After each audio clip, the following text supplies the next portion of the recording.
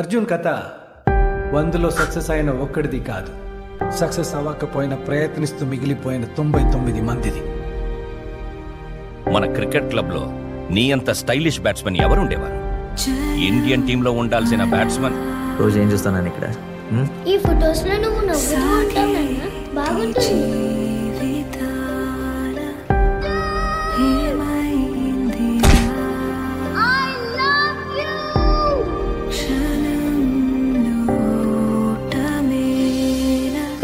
నువ్వు సెలెక్ట్ అయినట్టు పేపర్లో వచ్చా కూడా ప్రింట్ మిస్టేక్ అంటున్నారు చూడు. క్రికెట్ మానేద్దాం అనుకున్నాను సార్. నాన్న జెర్సీ ఎప్పుడు కొంటావు? నాన్న, నేను ఆల్రెడీ నా ఫ్రెండ్స్ అందరికి వాళ్ళు చెప్పేశాను నువ్వు నాకు బర్త్డేకి జెర్సీ కొంటున్నావని. ఇండియన్ జెర్సీ, ఒరిజినల్ జెర్సీ ఉంది, లిమిటెడ్ ఎడిషన్, ఫుల్ సేల్ నడుస్తుంది. ఎంత? 500. అసలు మళ్ళీ ఉద్యోగం చేసే ఉద్దేశం ఉందా లేదా? క్లబ్లో అసిస్టెంట్ కోచ్ పొజిషన్ వేకెంట్ ఉంది. నీకు తెలిసిన పని, హ్యాపీగా నువ్వు వర్క్ చేసుకోవచ్చు. కొంచెం డబ్బులు కావాలా? ఎంత? 500. అయినా ఇప్పుడు అంత అర్జెంట్గా డబ్బులు ఎందుకు నీకు? రేపు నాని గడ్ బర్త్డే. వాడు నన్ను ఎప్పుడు ఏం అడగలేదు సార్. బర్త్డేకి జెర్సీ కొనిమని అడిగాడు, అది కూడా కొని లేకపోయాను. అమ్మ నీకు దెబ్బలు తగ్గిందని అడిగినప్పుడు నేను కొట్టానని చెప్పలేదు. అబద్ధం చెప్పానని అనుకుంటుంది నాన్న. నువ్వు నన్ను కొట్టావంటే ఎవరు నమ్మరు నాన్న.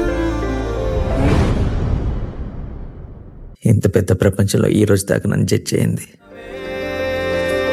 నా కొడుకు ఒక్కడే. ఏ క్రికెట్ ఆడవా? నువ్వు చెప్పు. ఆడినావంతా.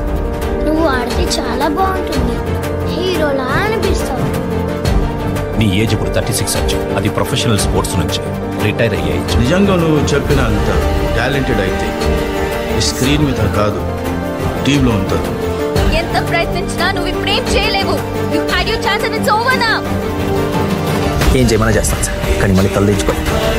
ఇంట్లో నన్ను నానిని వదిలేసి ఏం చేస్తున్నారు సార్? నీ టాలెంట్, నీ పొటెన్షియల్ ఇంతే.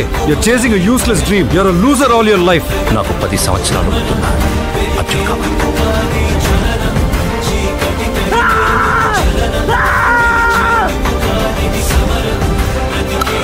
నా కెరియర్లో నేను చూసిన బెస్ట్ క్రికెటర్ విన్నోదే. That includes present Indian cricket team.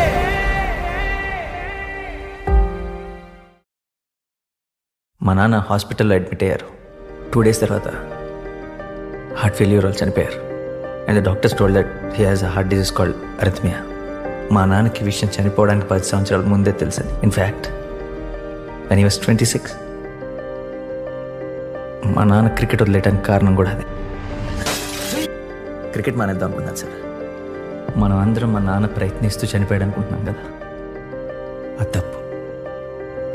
మా నాన్న చనిపోతాడని తెలిసినా ప్రయత్నించాడు. That is my father.